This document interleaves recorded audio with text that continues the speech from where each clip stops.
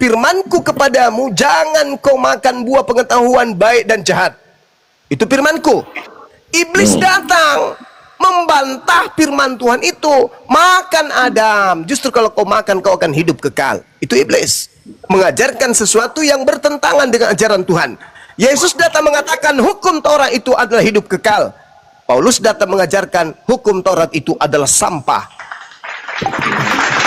Jadi dua mata rantai yang saling bertentangan. Itu loh saudara. Itu makanya saya tanya, kenapa Paulus pendiri agama saudara ini mengatakan hidup kekal yang uraiannya, untaiannya diasaskan kepada perintah-perintah Tuhan justru dianggap sampah oleh Paulus. Itu bang.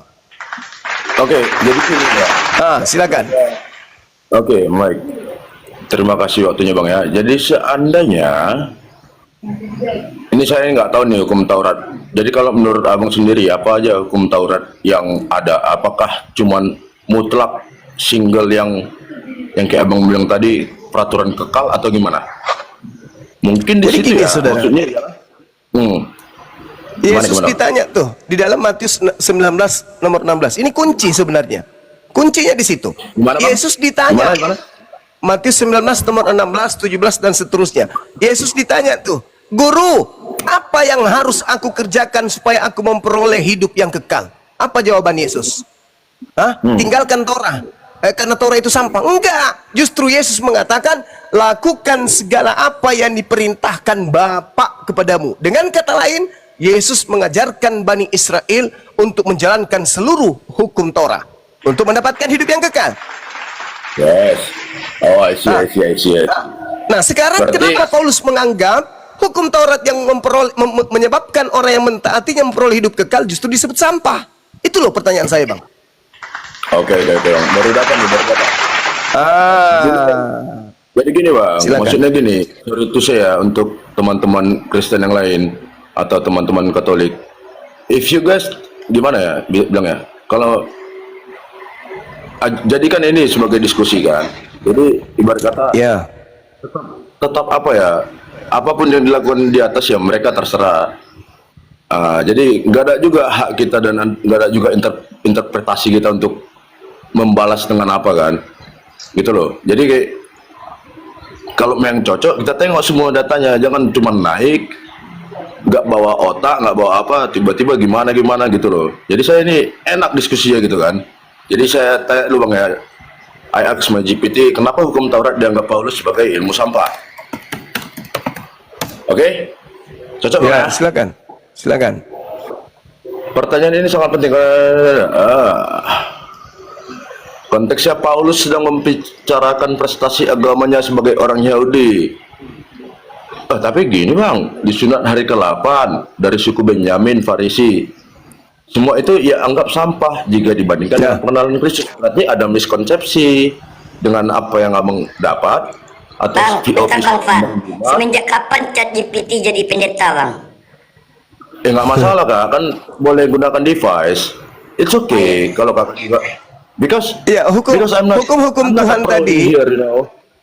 Saudara, di dalam kitabnya orang Yahudi itu di kejadian 17 nomor 14, orang yang tidak menyunatkan kemudian nonotnya itu wajib dibunuh karena membatalkan perjanjian kekal Tuhan. Itu dalil.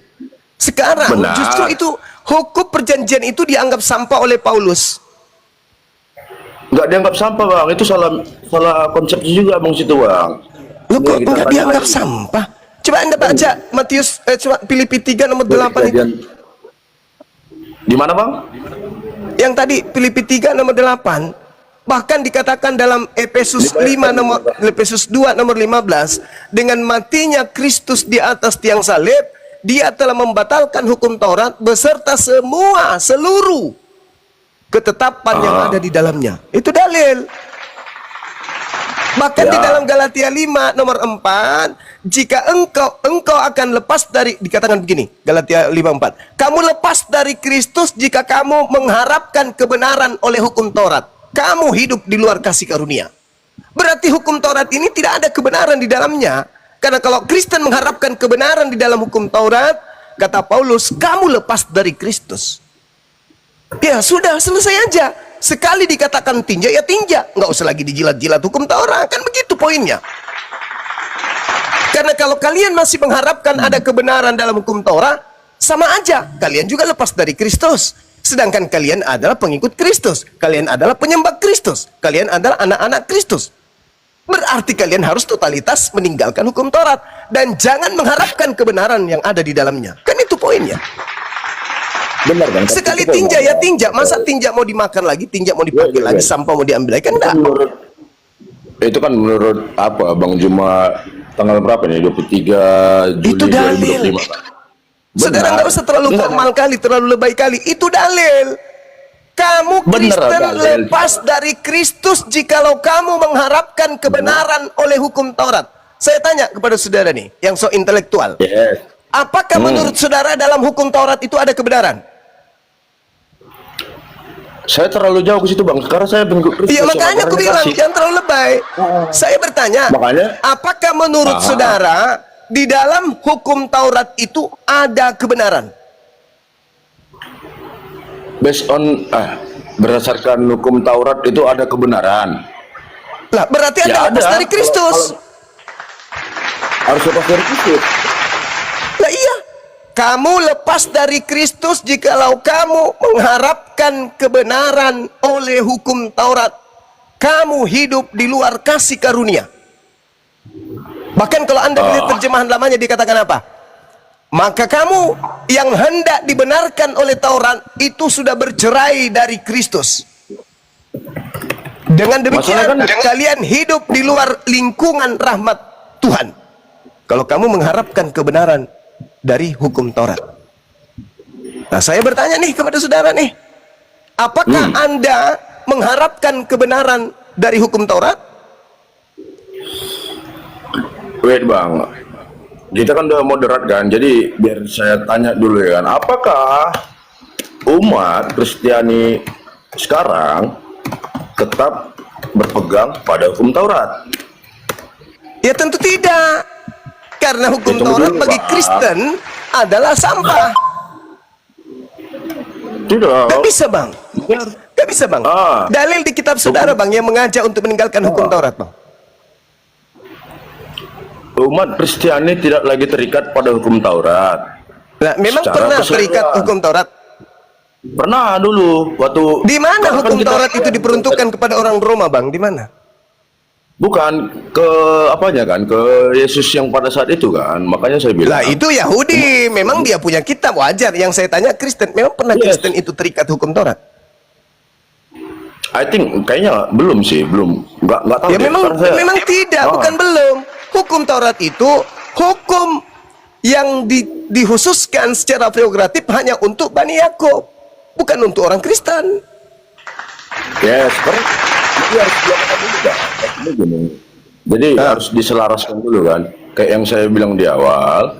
Silakan. Kristen itu atau ya lah Kristen itu terutama sama dengan pengikut Kristus yang walaupun dia agama Yahudi yang kayak dibilang Tuhan sunat, terus kenapa umat Kristiani tidak sunat? Sorry kalau apa ya, kalau meloncat ya. Baru Bang ya kalau meloncat ya. Jadi Iya, silakan. Jadi seseorang membuka agama baru karena dia mengikut tokoh yang baru, tokoh lama tapi membuka ajaran yang baru dan membuat dia sebagai guru yang baru, Tuhan yang baru. Ya kan berarti harus ajaran yang baru ini tadi, ajaran Tuhan Yesus Kristus yang dia pakai Bang. Makanya apapun yang dibilang dia, kalau memang berkontradiktif, nah situ harus diapain Bang. Maksudnya gini, kalau memang abang nganggapnya sedemikian, ya saya persilakan abang nganggapnya sedemikian. Karena kan kami tetap mengikuti satu tokoh gitu. Jadi ibarat kata gini, saya pengen mendiskusikan ibarat kata apa sih yang menjadi penguatan iman saya gitu kan. Sebagai saya seorang Katolik, teman-teman yang lain sebagai seorang Kristen, apa sih yang betul-betul menjadi titik krusial seorang atau umat teman-teman yang Muslim untuk tetap menganggap ini apa namanya Tuhan yang tidak mengenal Tritunggal, terus Trinitas, lalu Paulus yang dicap jadi apa gitu loh. Itu yang maksud saya naik datang ke sini Bang, karena Oke. Kalau lihat yang datang naik ke sini, oten-oten atau oten itu apa sih? Nggak tahu saya, serius. Orang Kristen. Oh, oten berarti singkatan orang Iya, Kristen. singkatan. Sama seperti Omis, tapi orang Islam? orang Islam. Orang Islam, Gitu. orang Islam juga. Iya. Berarti nggak ada apanya lah di situ, Bang. Nggak ada yang namanya Ya nggak usah, keadilan. hal seperti itu nggak usah, Bang. Jadi saudara gini, kalau Anda ingin melihat titik pemisah antara Kristen ya dengan Yahudi, itu titik pemisahnya karena memang Yesus kalian itu berbeda. Kristus kalian dengan Kristus Yahudi itu berbeda. Kristus yang datang ke tengah-tengah Yahudi itu adalah Mesias, manusia 100% dan bukan Tuhan 100%. Sedangkan yang datang kepada Kristen ini itu adalah Kristus yang dianggap Tuhan dan memang dia mau dianggap Tuhan. Sedangkan Kristus yang datang di tengah Bani Israel berpesan agar waspada kepada Kristus palsu. Artinya Yesus asli berpesan kepada Yahudi agar waspada kepada Yesus palsu yang datang dan akan menyesatkan banyak orang. Ini saudara-saudara Kristen saya tidak memahami sampai ke sana bahwa ternyata Yesus itu ada dua, ada yang asli, ada yang palsu. Orang-orang Kristen menganggap Yesus yang adalah Tuhan itu adalah Yesus yang datang di tengah Bani Israel ngajar, makan, minum, dan seterusnya. Padahal itu bukan. Itu Kristus yang berbeda. Kristus yang kalian sembah adalah Kristus yang keluar dari kubur. Yang Yesus kasih contoh apa? Kalau keluar dari kubur zombie lah. Lah, kan memang begitu keadaannya, mau kayak mana lagi? Bangkit kalau misalnya keluar berarti ada pintu yang terbuka, Bang. Lah kan memang begitu. Coba Anda baca Yohanes 20. Maria datang pagi-pagi, dia sudah menemukan pintu kuburan, pintu yang terbuat dari batu itu bergeser dan dia tidak menemukan mayat Tuhannya di situ. Dia menemukan kemudian kain kapan saja. Begitu saudara. Ya, dan Yesus berkata di dalam Matius 12 nomor 38, orang Farisi dan angkatan jahat minta satu tanda dan tidak akan diberikan satu tanda apapun selain tanda Anak Manusia akan bangkit pada hari ketiga. Tuh, itu tanda untuk angkatan jahat. Makanya khotbah Petrus dalam Kisah Para Rasul 2 nomor 36, khotbah Petrus mengatakan, Kristus yang kau salibkan itu, Yesus yang kau salibkan itu telah dijadikan menjadi Kristus dan Tuhan bagi kalian angkatan jahat. Itu. Oh, angkatan jahat, Bang ya. Kira angkatan perang. Betul. Angkatan jahat. Kata Yesusnya mengatakan angkatan jahat diberi tanda. Di mana tadi, Bang, angkatan jahat? Pada hari ketiga.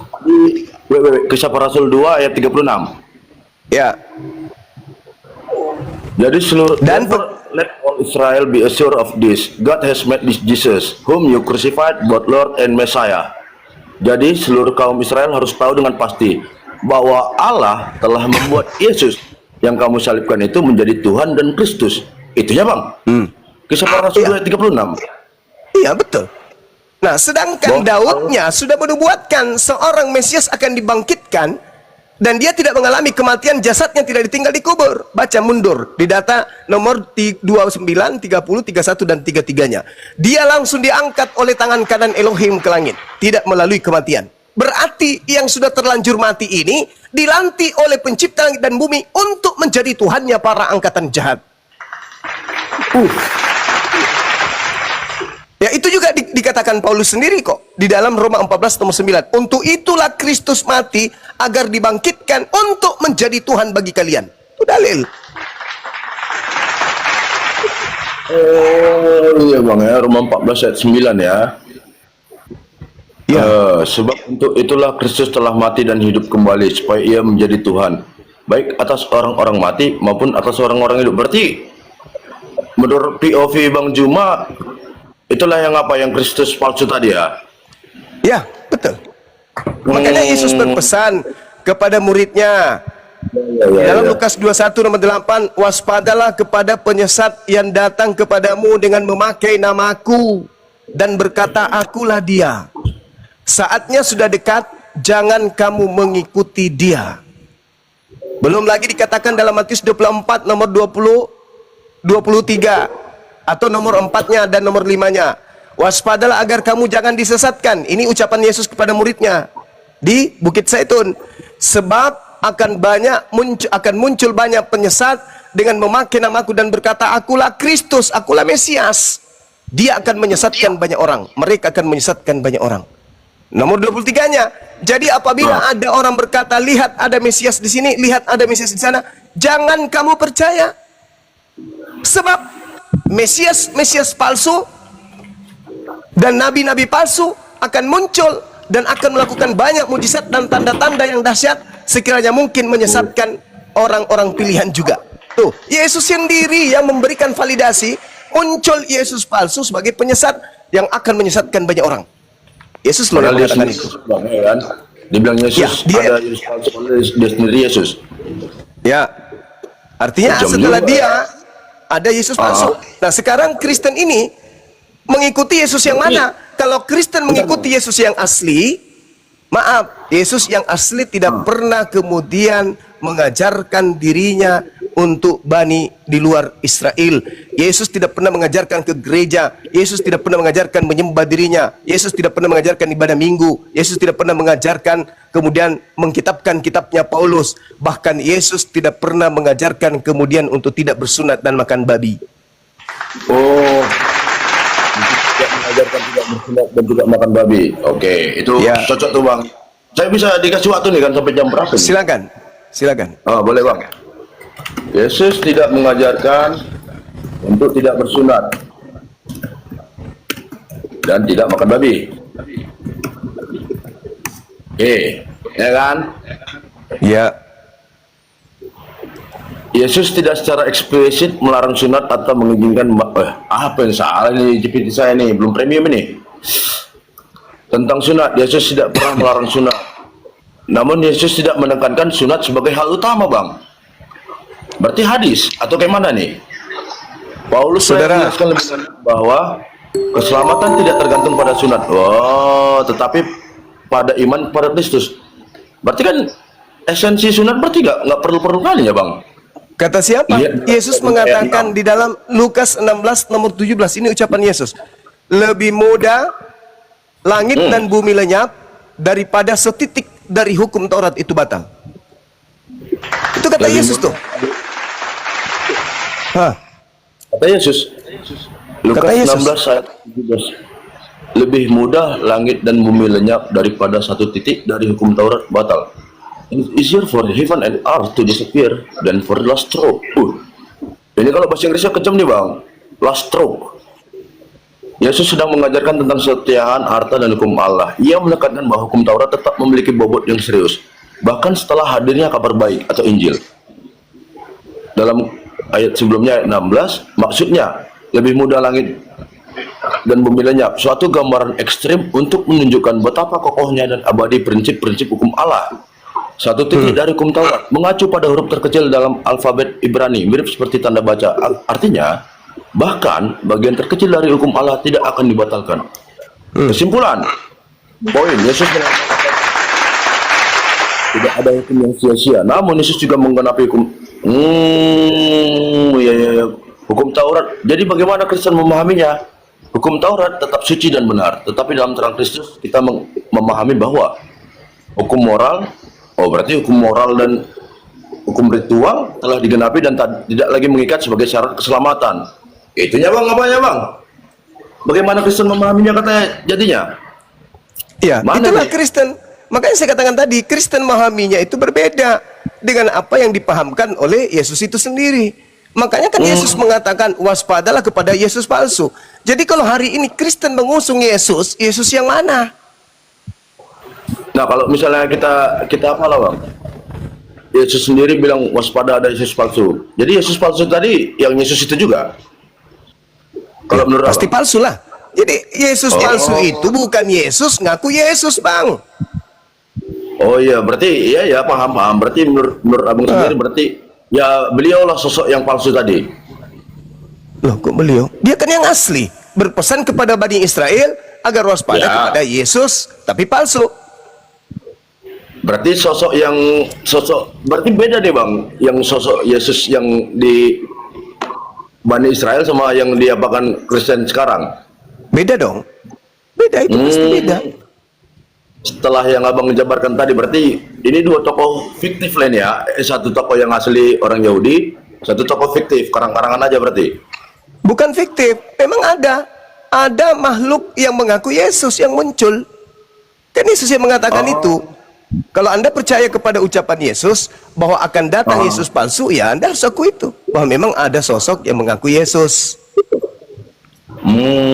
Berarti agak apa juga nih bang ya, agak nekat juga tuh bang ya. Low battery. Nah sekarang begini, Charge.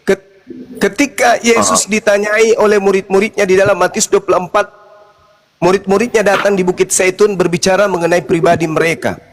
Mereka berbicara tentang hal-hal yang rahasia. Coba Anda baca di Matius 24 itu. Murid-murid datang di Bukit Zaitun berkata dan bertanya kepada gurunya, "Guru, apa tanda kedatanganmu?" Matius Kalau berapa bang? kamu 24 yang datang. ini, bang. Ayat berapa? Ya, Matius nomor satunya coba. Buka aja satu perikop. Yesusnya ditanya, Ya, "Apa tanda kedatanganmu?" Ini Matius 24 ayat 1 bang. Berarti salah ketik pula saya kan. Kejang-kejang juga di bawah. Di situ dikatakan, "Apa tanda kedatanganmu?" Kata Yesus. Kan ditanya tuh, tanda kedatangan Yesusnya, kata Yesus, akan nampak tanda anak manusia di langit seperti cahaya. Ayat 2 tuh bang, ayat 1 bukan itu apanya. Ayat 1, sesudah itu Yesus keluar Di dari Bukit bait Allah. Zaitun.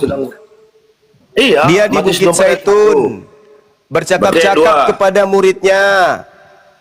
Lalu Iya, ayat muridnya 2, kan? bertanya, Ia berkata kepada mereka, kamu melihat semuanya itu, aku berkata kepadamu, sesungguhnya tidak satu batu pun akan dibiarkan terletak di atas batu yang lain. Mana Oke. Nomor 3, makanya saya bilang buka satu perikop supaya Anda baca. Nomor 3-nya, muridnya kemudian datang pada saat Yesus itu duduk di Bukit Zaitun.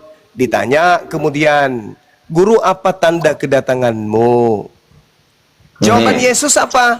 "Waspadalah, supaya jangan ada orang yang menyesatkan kamu, sebab banyak orang yang akan datang dengan memakai namaku." Berarti Yesus mengatakan, ini tanda kedatanganku ini, seperti ini adanya. Jadi kalau ada orang yang datang mengaku Yesus, waspada. Karena akan banyak orang mengaku Yesus, tapi dia tugasnya hanya menyesatkan banyak orang.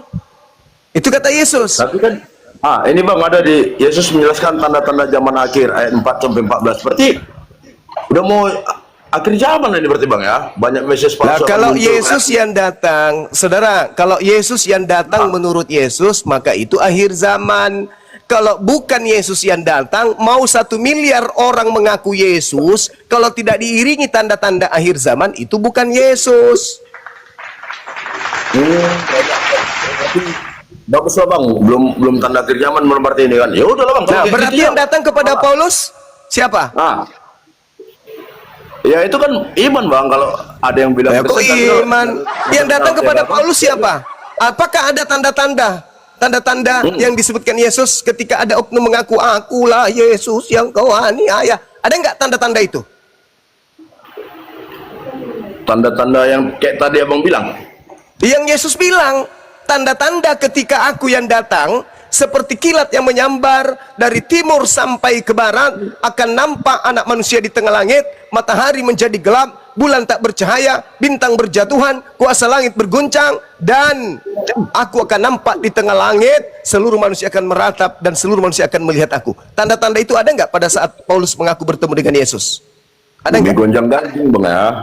Kok dinaikkan aku jadi berdua? Janganlah, belum ada apa aku. Belum selepel aku sama Bang Juma 01 Burunda ini. Agak di bawah lah aku. Tolong bang, aku agak sensitif aku nengok dua ini bang. Masa kita disandingkan bang? Udah jelas ilmu abang Ya kan kita berdialog ya. Bahkan kita yang berdialog, nggak apa-apa pun itu. Benar bang. Nah, Tapi sekarang apapun saya berdialog, saya belum cocok lah. Gitu aja bang. Ketika Paulus mengaku, itu bang. Ketika Paulus gimana? mengaku didatangi Yesus, apakah tanda-tanda yang Yesus sebutkan kepada muridnya di Bukit Zaitun itu ada pada saat itu? Gimana Bang? Ketika Paulus mengaku Bertemu dengan sosok yang mengaku Yesus, apakah tanda-tanda yang Yesus sebutkan kalau aku yang datang, tanda-tanda ini akan mengiringiku? Apakah tanda-tanda itu ada ketika kemudian Paulus bertemu dengan sosok yang mengaku Kristus? Tapi kayak kedatangan Yesus yang kedua kali itu Bang, nanti Bang. Kalau ini Ada itu, atau tidak ada, saudara? kalau di sini katanya nggak ada Bang, kata GPT. Tapi Enggak akan ada. Kata pada kedatangan kedua Yesus, kalinya, Bang. kata Yesus, apabila ada orang berkata, lihat Mesias ada di sini atau Mesias ada di sana, jangan kamu percaya. Kalau tidak ada tanda-tanda itu, jangan kau percaya. Nah, sekarang tanda-tanda itu ada nggak kepada Paulus? Kalau yang tanda-tanda sama Paulus nggak ada Bang, tapi kedua kali Nggak di sini ada. ada. Berarti yang datang Kedua kepada kali dia. Paulus itu asli atau bukan? Ya kalau misalnya apanya Bang, berdasarkan apa ya asli, cuman kan itu tadi pandangan orang. Yesus mengatakan kalau yang asli datang, tanda-tandanya bla bla bla bla bla. Jadi kalau ada Ya. orang yang mengaku bertemu dengan Mesias di sini, Mesias di sana, jangan kau percaya. Kalau tidak ada tanda-tanda itu. Nah, Paulus mengaku bertemu dengan Yesus. Ada nggak tanda-tanda itu? Nggak ada.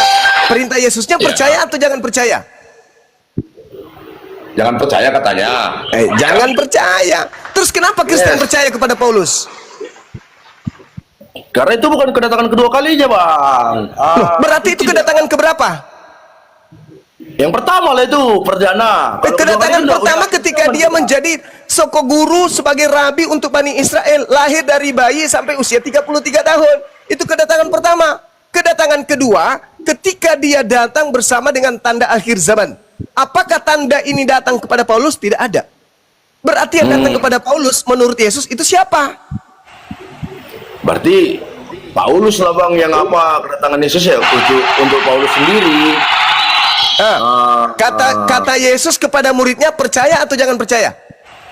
Katanya jangan percaya, cuman kan Jangan percaya. Udah selesai. Udah selesai. Berarti jangan percaya kepada Paulus. Dengan kata lain, jangan percaya dengan agama Kristen. Itu kesimpulannya. Enggak lah, kan kan Yesus bukan mengikuti Paulus. Ajaran Yesus. Paulus Dari mana Yesus mengajar kepada orang-orang Kristen? Di mana? Di mana Yesus mengajarkan Kristen? Sedangkan Nggak ada, Bang. orang Kami Kristen yang- mengenal Yesus itu berasal dari Paulus. Iya, mungkin dia penyambung lidah. Itu kan nggak Penyambung masalah, lidah ya. dari Kristus. Penyambung lidah dari Kristus yang datang kepadanya tanpa tanda-tanda yang dijelaskan oleh Yesus. Maka itu penyambung lidah dari Yesus si palsu itu. Maksudnya itu kan yang kita awal tadi udah setuju kan, bahwasanya ya Kristen itu ialah atau orang Kristen tadi sama dengan pengikut Kristus. Kalau Ya, Paulus Kristus yang datang kepada Paulus. Kristus yang datang sama Paulus seperti itu berdasarkan kata Bang Juma ya. Ya iya, lalu Kristen yang Kristus yang mana yang kalian ikuti? Yang itu loh yang di kayu salib yang keluar dari seorang perawan Maria, yang keluar apa ya, yang dilahirkan oleh perawan Maria. Ya kalau tidak- yang keluar, tidak- saudara, kalau yang Yuk. keluar dari rahim Maria, dialah yang berpesan jangan percaya kepada orang yang mengaku dengan kalian yang mengaku bertemu itu dengan betul. Kristus. Ya Bang, titik temu kita. Kami percaya ke situ, bukan sama yang itu yang kami percaya. Lah, berarti Anda tidak mengkitabkan 13 bukunya Paulus. Berarti Anda tidak merasulkan Paulus. Kalau begitu. Gak penting, kami mengikuti yang keluar dari apa itu Bang, yang dimuatkan, yang difirmankan Tuhan kepada apa namanya? Kok tidak kepada penting, Put? Gabriel. Kok tidak? Kami itu yang kami firmankan Bang, karena ya itu Bagaimana ceritanya? Anda sembunyi di ketek Yesus anak Maria, sedangkan kalian ini Katolik. Katolik itu adalah agama yang didirikan oleh Paulus. Gimana sih? itu maksud saya yang menjelaskan itu, menyelaraskan itu. Mungkin mereka paham, percaya, menyerahkan diri sama yang di situ. Gitu loh Bukan, Bang, saudara. yang keluar dari perawan Maria Yesus Virgin. Virgin Maryam. Yesus berkata kepada muridnya, jangan pergi ke bangsa lain. Atau pergi ke bangsa orang Samaria, tapi pergilah kepada domba-domba yang sesat dari umat Israel. Yes, I agree with you. Murid-murid Yesus tidak akan mungkin kalau mereka taat kepada Yesus mengajarkan kepada non-Yahudi. Betul? Betul. Nah, Anda sendiri Yahudi atau bukan? I'm not Yahudi, but I'm Katolik ya. Ya, kalau Anda bukan Yahudi, lalu Anda ini siapa? Saya adalah seorang Katolik yang itu bang, masih belum apalah, ya you know lah.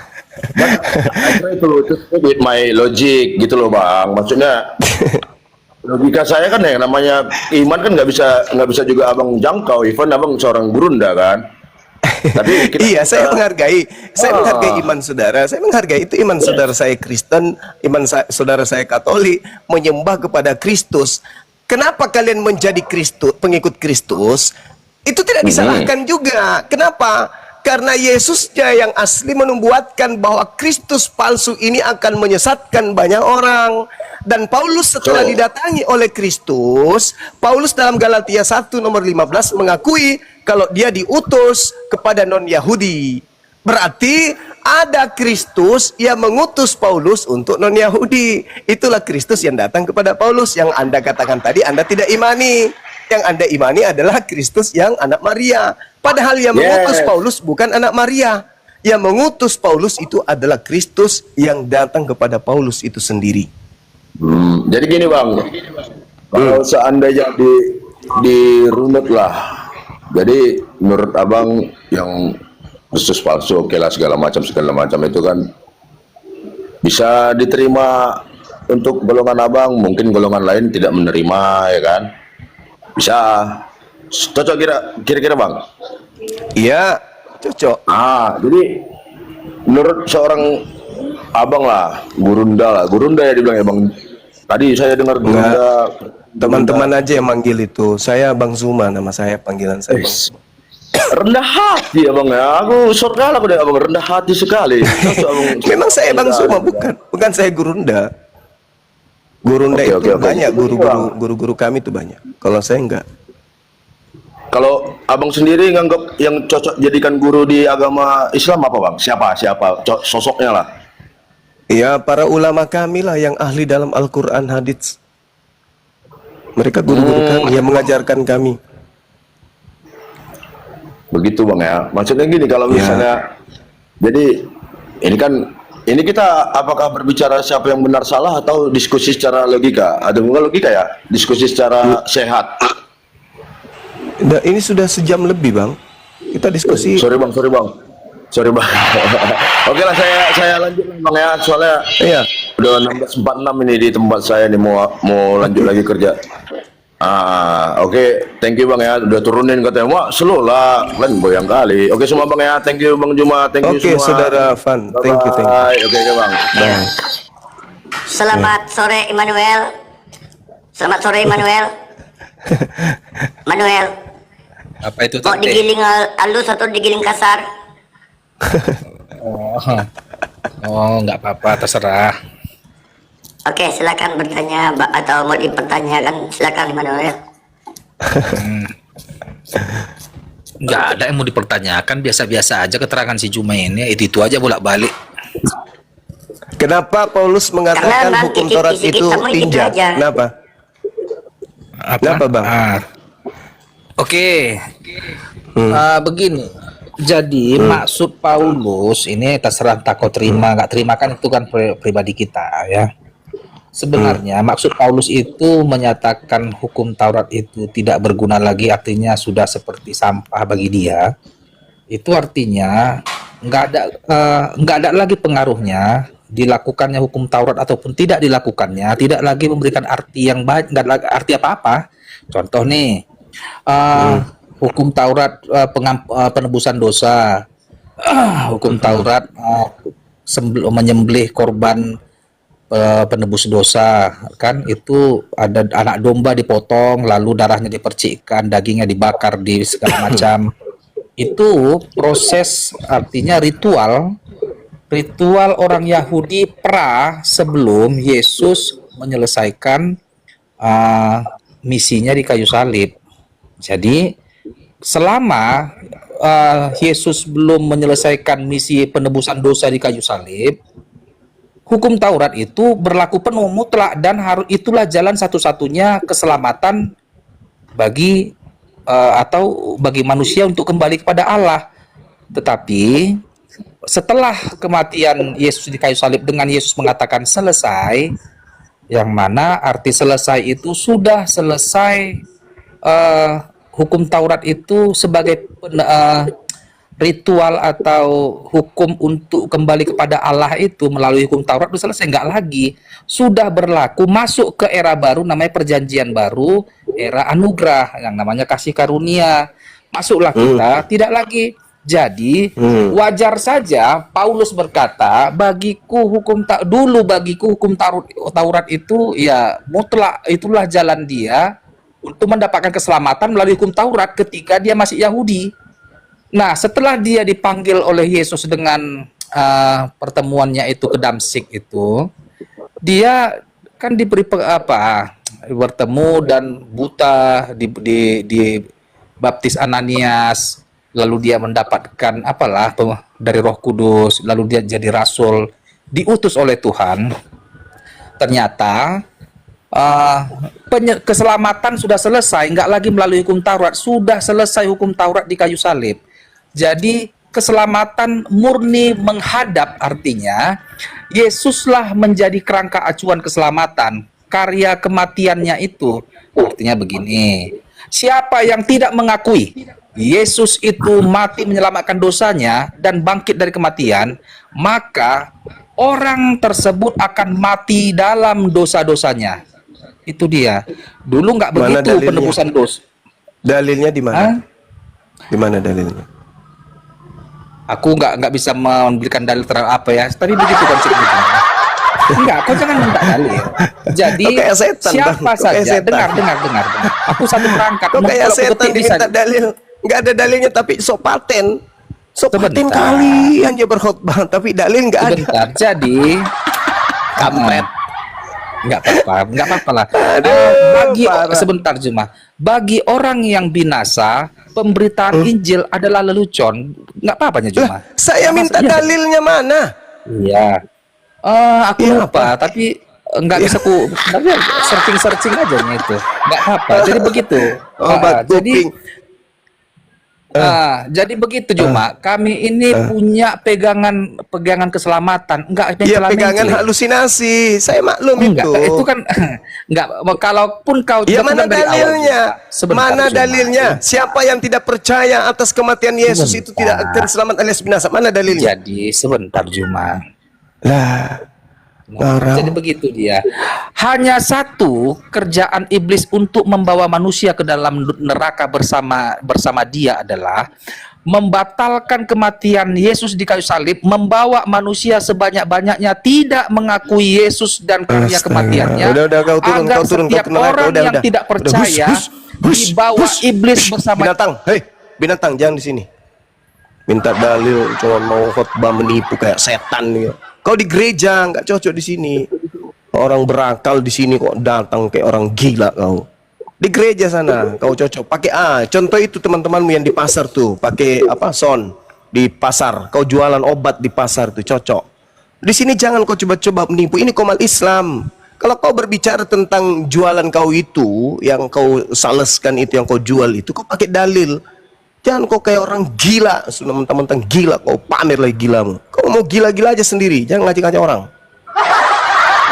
Paling benci kalau sok besar mulut, melampaui Tuhan berbicara, tapi dalil nggak ada. Tuhan mengatakan jangan kau membunuh orang yang benar, jangan kau membunuh orang yang tidak bersalah.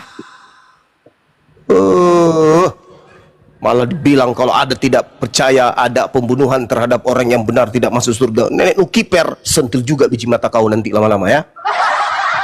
Sepaten yang menyesatkan. Sudah nggak saatnya lagi, zamannya lagi kau berkhotbah ala sesuka kau. Bukan gereja ini. Kalau saya minta dalil, berarti saya masih menghargai tipuan bohonganmu itu. Kalau tak ada dalil, sedangkan ada dalil, itu belum tentu benar. Tak apa-apanya kau bilang.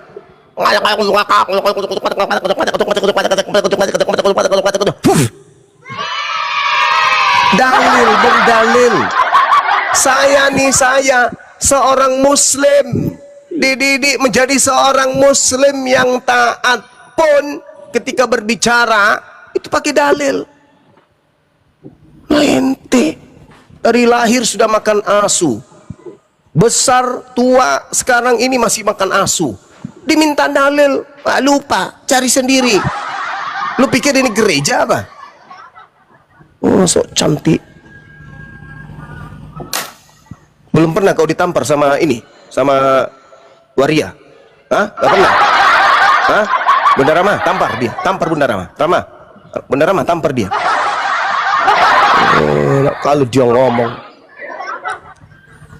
sok paten. Orang mau belajar kayak tadi itu, meskipun dia penuh dengan kemunafikan, masih bisa lah. Pakai campur bahasa Inggris, tapi masih kaku-kaku juga bahasa Inggrisnya. Gak malu. Ya, dibandingkan yang barusan ini masih mending tadi lah. Kirain Bang Zuma tadi nyuruh aku yang nampar, Bang.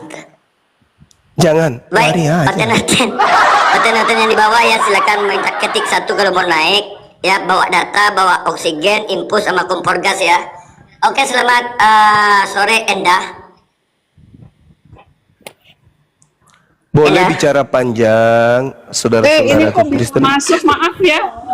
Saya lagi dengerin kok kepencet, maaf. Iya, nggak apa-apa, Mbak. Jadi boleh bicara panjang, boleh mendoktrin, mendogma, ada dalil. Nah, dalil itu nanti yang kita kaji. Jangan lontong sayur. Mau juga kulantik kalian kayak Luga Tambunan, mau? Mau?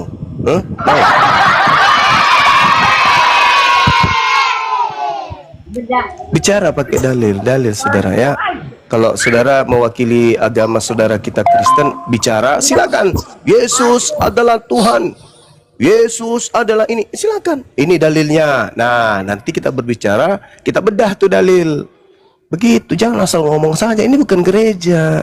Di sini umat Islam pada cerdas-cerdas semua. Ya, udah pada paham tentang Bible mereka. Jadi nggak bisa lagi kita doktrin dia dengan obat-obat kuping. Yesus barang siapa yang tidak percaya Yesus mati disalib untuk dosa-dosanya, maka dia di mana dalilnya itu, di mana? Justru dikatakan hidup kekal itu percaya Yesus Rasul, utusan Tuhan. Yohanes 13:17 nomor 3 itu dalil. Anda bicara seenak perut. Janganlah gitu, saudaraku Kristen ya. Suara Anda sudah bagus, intonasinya lumayan, bisa menjadi penjual obat, tapi kurang yaitu data. Begitu loh, pakai data ya. Silakan saudara-saudara. Di sini di kota Dubai sedikit lagi maghrib. Lanjut. Masya Allah. YSR, selamat sore. Selamat sore. Islam apa Kristen, Bang? Sementara Oten. Sementara.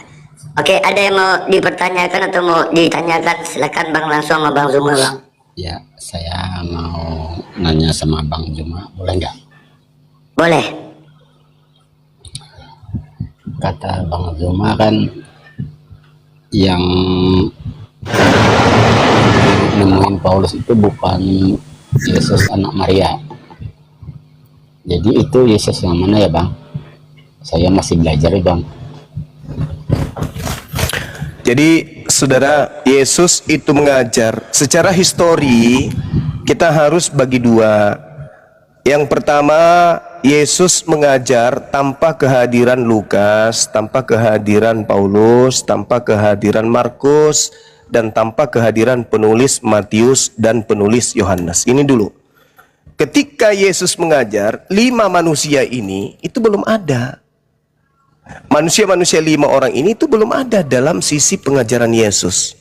Mereka nanti menceritakan tentang Yesus setelah Yesus terangkat ke langit. Jadi mereka menulis dari sejak tahun 50-an ke atas. Nah, hal yang perlu diperhatikan di sini, Yesus berbicara kepada Yahudi, waspadalah kepada Yesus palsu yang datang kepadamu memakai namaku. Itu satu. Kedua, kata Yesus, jadi apabila ada orang berkata titik dua koma pembuka, lihat ada Mesias di sini, lihat ada Mesias di sana, kata Yesus, jangan kamu percaya. Matius 24 nomor 23. Nah, Paulus mengaku bertemu di tahun 50. Dia di dalam kitab Galatia 5 mengaku bertemu, Galatia 1 mengaku bertemu dengan Yesus. Di situ dia mengaku tuh bertemu dengan Yesus yang bukan manusia. Sampai Paulus berkhotbah, aku bertemu dengan Yesus pada tahun 62. Pengikutnya yaitu Lukas mencatat di atas tahun 62, pengikutnya yaitu Lukas mencatat di Kisah Rasul 9 bahwa guruku Paulus bertemu dengan sosok yang mengaku Mesias di padang gurun. Itu dua keadaan. Secara histori nih, Yesusnya di tahun 33 mengatakan, jangan kau percaya kalau ada orang mengaku Yesus. Jangan. Sebab kalau aku yang datang nanti, aku dibarengi dengan tanda-tanda. Tanda-tandanya, bintang berjatuhan, matahari gelap, bulan tak bercahaya, kuasa langit berguncang, aku nampak di tengah langit, seluruh manusia akan meratap dan akan melihat aku. Itu tanda ketika aku yang datang. Jadi kalau ada orang yang mengaku selain daripada tanda-tanda ini, jangan kamu percaya. 24 dari Matius 24, sebab Mesias palsu alias Yesus palsu akan datang melakukan banyak tanda mujizat dan tanda-tanda yang dahsyat dan mujizat, sekiranya mungkin menyesatkan murid-murid pilihan juga. Artinya dua keadaan ini, Yesus berpesan kepada Bani Israel dan Paulus benar-benar bertemu dengan Kristus yang mengaku Yesus. Setelahnya Paulus bisa bermukjizat. Sebelumnya Paulus tidak bisa bermukjizat. Dan Kristus yang datang kepada Paulus ini, itu adalah Kristus yang bisa melakukan tanda-tanda yang sangat dahsyat. Datang kepada Paulus. Pertanyaannya sekarang, di episode pertama, Yesus asli berpesan kepada muridnya agar waspada kepada oknum yang mengaku bertemu dengan dirinya di padang gurun. Paulus di episode kedua mengaku bertemu dengan Kristus di padang gurun. Apakah murid-murid Yesus percaya kepada Paulus? Satu, kalau percaya berarti benar nubuatan daripada Matius 24 nomor 24 bahwa Kristus palsu dan utusannya yaitu nabinya akan menyesatkan murid-murid Yesus juga. Itu bang. Jadi kalau Anda mengatakan mana Kristus palsu, jelas yang datang kepada Paulus. Kenapa itu adalah Kristus palsu? Karena Kristus asli menjelaskan, kalau aku yang datang yaitu Kristus yang asli, maka akan nampak cahaya dari timur sampai ke barat, aku akan nampak tanda sebagai manusia di langit, kemudian bintang-bintang berjatuhan, kuasa langit berguncang, matahari menjadi gelap, bulan tak bercahaya. Itu tanda kalau aku yang datang. Selain daripada itu, jangan kamu percaya, itu bukan aku. Silakan. Berarti kalau bukan Yesus yang datang, siapa itu bang? Penyesat, kata Yesus. Penyesat. Itu kata Yesus, penyesat.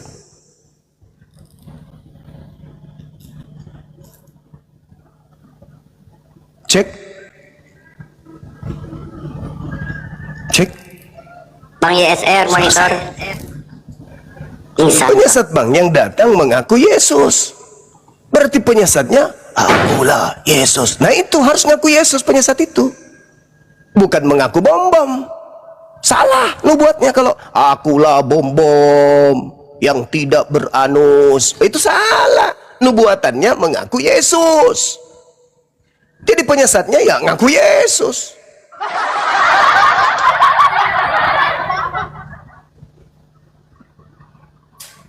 Oke, teman-teman, di sini sudah mau azan.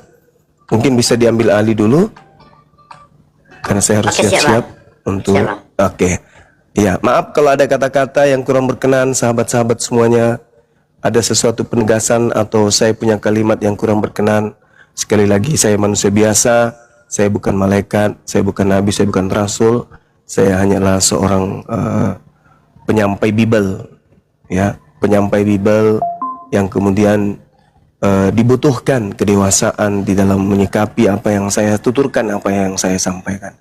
Kalau di situ ada kehilapan, ada kesalahan, saya Bang Suma secara sadar memohon maaf yang sedalam-dalamnya. Dan kalau di situ ada kebenaran, ya taruhlah itu sebagai amal jariah buat saya.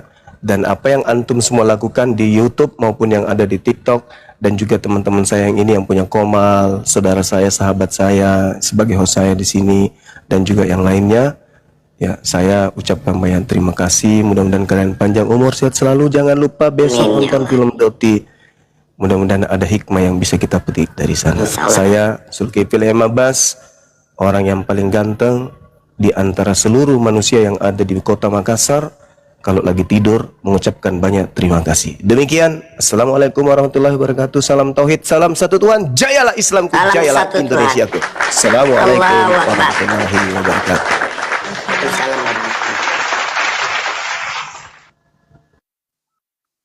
Terima kasih buat Bang Zuma sudah memberikan narasi, memberikan ilmu yang sangat banyak kepada kita. Bahwa memang benar kata Bang Zuma tadi. Bermulanya penyesatan di dalam kekristenan yang munculnya Paulus. Sesuai Galatia 1 nomor 12. Ya. Di Yohanes 2 nomor 1. Siapakah iblis penyesat itu? Bukankah dia yang pergi ke seluruh dunia? Yang tidak mengaku Yesus datang sebagai manusia.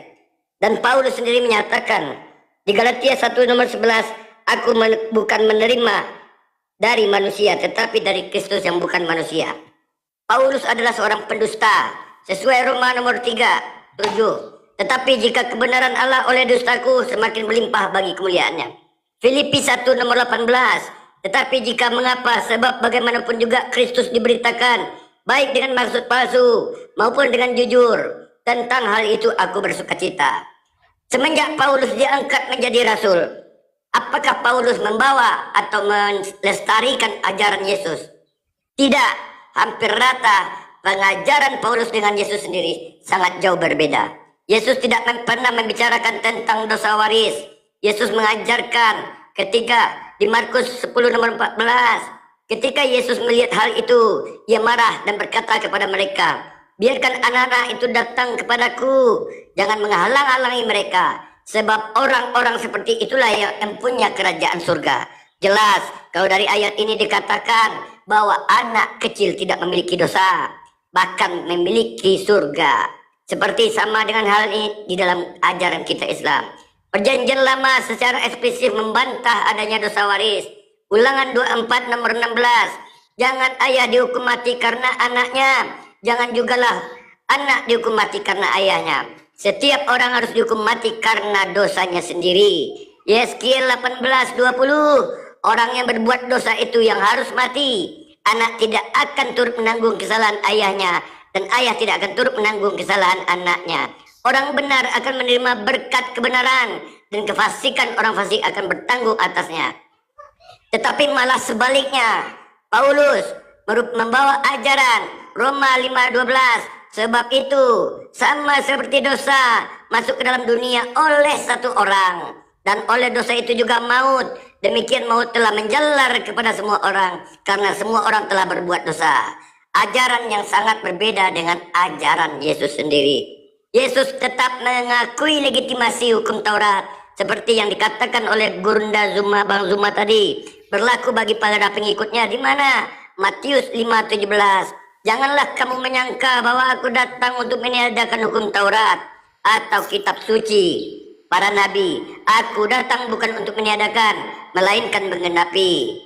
Matius 5 nomor 18. Karena aku berkata kepadamu, sesungguhnya selama belum lenyap langit dan bumi ini, satu iota atau satu titik pun tidak akan ditiadakan dari hukum Taurat sebelum semuanya terjadi. Matius 5 nomor 19. Karena itu siapa yang meniadakan salah satu perintah hukum Taurat, sekalipun paling kecil, dan mengajarkan demikian kepada orang lain, ia akan menduduki tempat yang paling rendah di dalam kerajaan surga. Sementara Paulus berpendapat hukum Taurat sudah diganti dengan iman penyaliban kepada Yesus. Jelas saudara-saudara bahwa banyak yang disampaikan oleh Bang Zuma tadi menambah keilmuan kita, dan itu bagi saudara-saudara di bawah dicatat dan dipahami, diberitahukan kepada saudara-saudara kita, diberitahukan kepada anak-anak kita bahwa banyak misi-misi penyesatan dengan cara licik yang dilakukan oleh umat Kristen terhadap banyak misi-misi penyesatan dengan cara licik yang dilakukan oleh umat.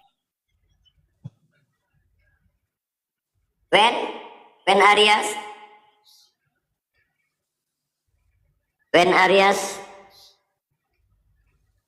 jago.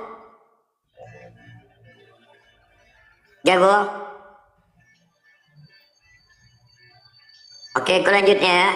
Yang ketiga, Yesus mengajarkan tauhid. Matius 4:10. Ya, maka berkatalah Yesus kepadanya, "Enyalah iblis, sebab ada tertulis, engkau harus menyembah Tuhan Allahmu, dan hanya kepada Dia sajalah engkau berbakti." Nabi-nabi terdahulu, Musa, Salomo, Abraham, ya, nabi-nabi terdahulu sebelum Yesus mengajarkan menyembah kepada Tuhan yang satu, mengajarkan menyembah kepada Tuhan yang esa. Tetapi datangnya Paulus mengajarkan menyembah kepada anak manusia yang bernama Yesus yang bangkit di hari ketiga di dalam kubur. Jelas apa yang disampaikan oleh Bang Zuma tadi itu banyak bermanfaat ilmu, dan itu harus kita sharing dan kita pahami bahwa sesungguhnya agama Kristen ini adalah sekte yang dibuat dan dikarang oleh Paulus sendiri. Inilah penyesatnya. Inilah asal pangkal bala terjadinya penyesatan yang sangat besar-besaran yang diinginkan oleh iblis agar kita kekal selama-lamanya dalam neraka. Maka iblis dengan penyesat ini bekerja sama membuat satu agama yang bernama sekte Kristen.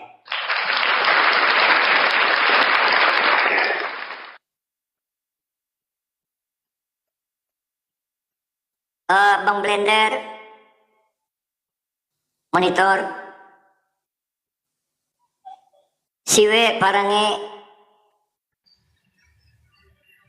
siwe,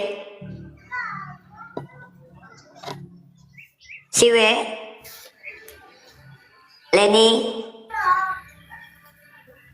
Kenapa Leni, semua?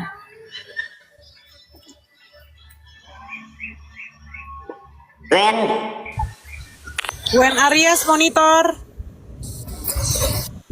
Patok 2345. Jadi kalau yang naik siapkan mental ya.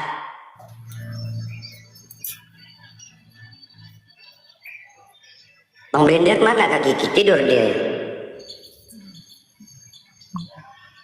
Asar nggak? Nggak ada bilang tadi. Nggak ada bilang. Faizul Rock. Tolongkan saya atas motor ni, macam mana tu masuk ni? Sorry. Tolongkan saya. Iya.